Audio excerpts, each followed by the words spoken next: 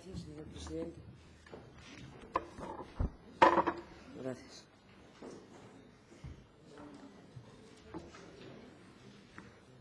Buenos días. Parece ser que las personas pensionistas de nuestro país no paran de pagar la crisis nunca. Los jubilados pensionistas han perdido desde el año 2009 casi el 7% de su poder adquisitivo, merced a un incremento de sus prestaciones en apenas el 3% en estos 7 años y un aumento de los precios del 9,8% según los datos del Instituto Nacional de Estadística. Han pagado también los recortes en la sanidad, los recortes en los servicios sociales, el copago de medicamentos, todo ello soportando la congelación de sus pensiones. También les ha tocado apoyar a sus familiares tanto en el ámbito de los cuidados como en el ámbito económico,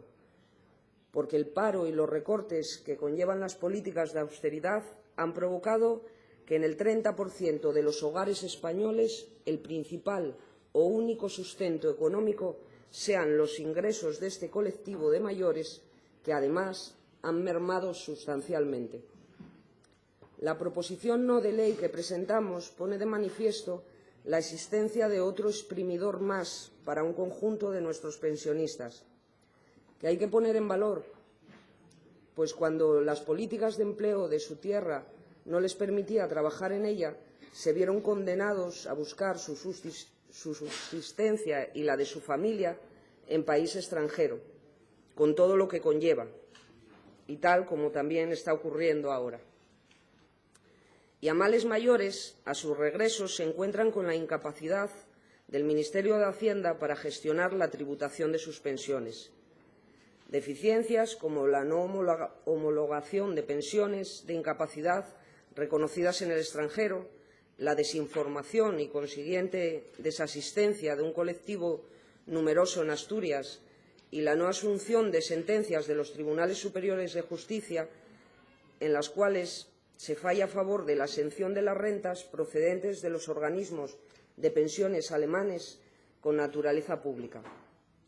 La Ley 26/2014 contiene el reconocimiento implícito de que la agencia tributaria estaba realizando una interpretación abusiva de las disposiciones legales, puesto que esta ley establece un periodo de regularización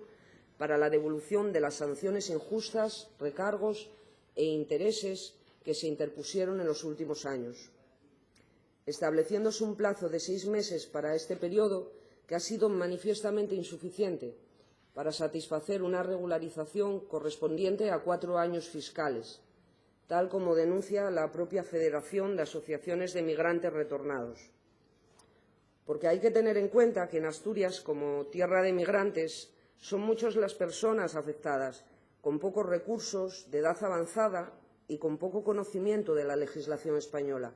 con lo cual es fundamental que la agencia tributaria e incluso desde la Administración asturiana se haga una campaña de difusión e información lo más amplia posible.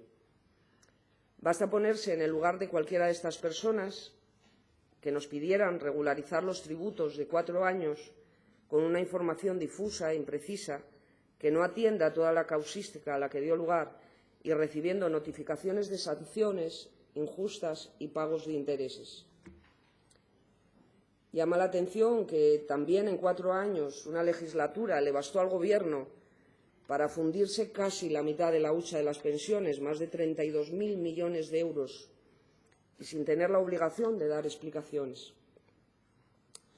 No admitiremos la enmienda número 6.311, presentada por el Grupo Popular, que trataba de modificar el primer punto, queriendo pasar la devolución a instancia de parte en lugar de oficio, como viene recogido en la proposición. Lo admitimos puesto que no consideramos, bajo ningún contexto, que la falta de planificación y ejecución del proceso de regularización, lo cual ha causado desprotección y discriminación en un colectivo en situación de debilidad, tenga que recaer su reparación en quienes precisamente son las víctimas de esta incompetencia. Y, por último, señalar que si el Gobierno del Estado, en funciones, se gasta 4,6 millones de euros en el envío de cartas a jubilados y jubiladas para anunciarles una subida en sus pensiones que en algunos casos no llega ni a los 2 euros y aprovecha para hacer propaganda partidista, confiamos que incluso desde la situación de Gobierno en funciones pueda regularizar la situación tributaria de estas personas, pensionistas también, y que son muchísimas menos. Muchas gracias.